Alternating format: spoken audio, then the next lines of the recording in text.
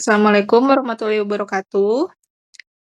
Saya Novi Herawati dan teman saya Cinta Nurjana. akan mempresentasikan mengenai investigasi tindak pidana korupsi dan pengadaan.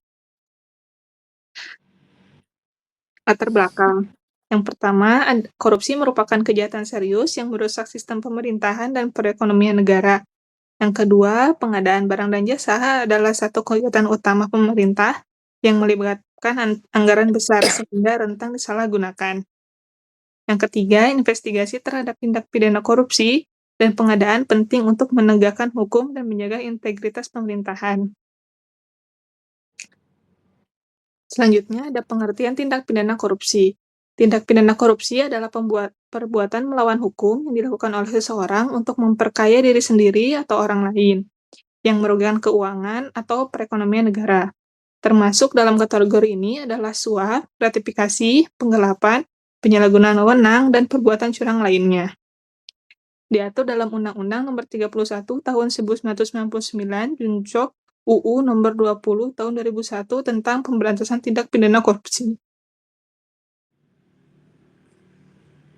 Lalu ada pengertian pengadaan barang dan jasa. Pengadaan barang dan jasa adalah proses memperoleh barang atau jasa oleh kementerian, lembaga, atau pemerintah daerah untuk mendukung operasional mereka. Pengadaan diatur dalam Perpres Nomor 16 Tahun 2018 yang menekankan prinsip efisien, efektif, transparan, dan akuntabel. Proses pengadaan meliputi perencanaan, pemilihan penyedia, kontrak, pelaksanaan, hingga pembayaran. Lalu ada hubungan korupsi dan pengadaan. Yang pertama, proses pengadaan sering menjadi ladang korupsi karena melibatkan dana besar dan banyak pihak berkepentingan. Kedua, korupsi bisa terjadi dalam bentuk pengaturan lelang, markup harga, pengadaan fiktif, atau penyuapan pejabat. Yang ketiga, penting untuk menerapkan pengawasan dan sistem transparansi dalam setiap tahapan pengadaan.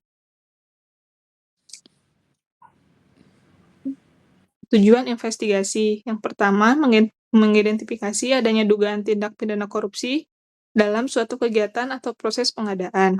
Yang kedua, mengungkap pelaku dan modus operandi yang digunakan untuk melakukan kejahatan tersebut.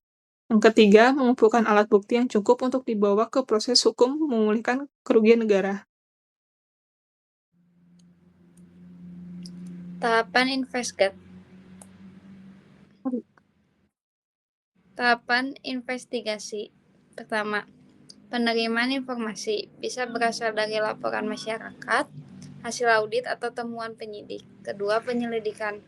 Tahapan awal untuk mencari tahu ada atau tidak adanya unsur pidana. Ketiga, penyidikan.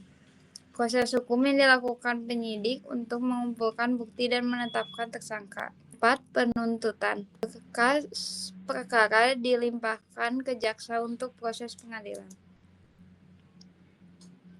Selanjutnya, teknik investigasi. Pertama, pemeriksaan dokumen pengadaan untuk menelusuri keabsahan dan kesesuaian prosedur. Wawancara dan pemeriksaan saksi atau pihak yang terlibat dalam pengadaan. Audit investigatif oleh lembaga seperti BPK atau BPKP untuk mendalami kerugian negara. Penyadapan dan pelacakan transaksi keuangan untuk mengungkap aliran dana ilegal.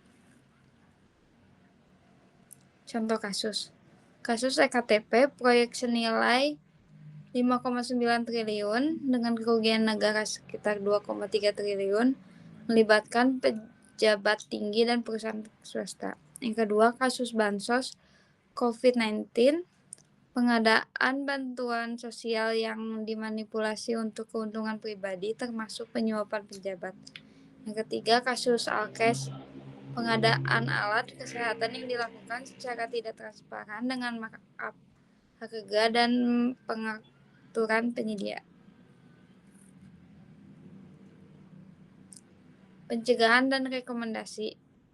Menerapkan sistem e-procurement untuk transparansi dan akuntabilitas. Memberikan pelatihan dan edukasi anti korupsi kepada ASN dan penjabat pengadaan. memperkuat pengawasan internal dan eksternal secara independen, mendorong keberanian pelapor, dan memberikan pelindungan hukum.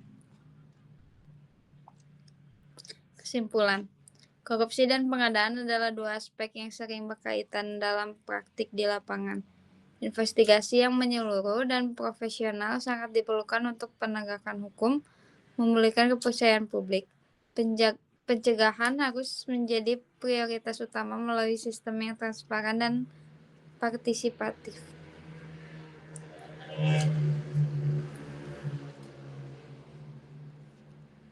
Sekian dari kelompok kami. Terima kasih. Wassalamualaikum warahmatullahi wabarakatuh. Terima kasih.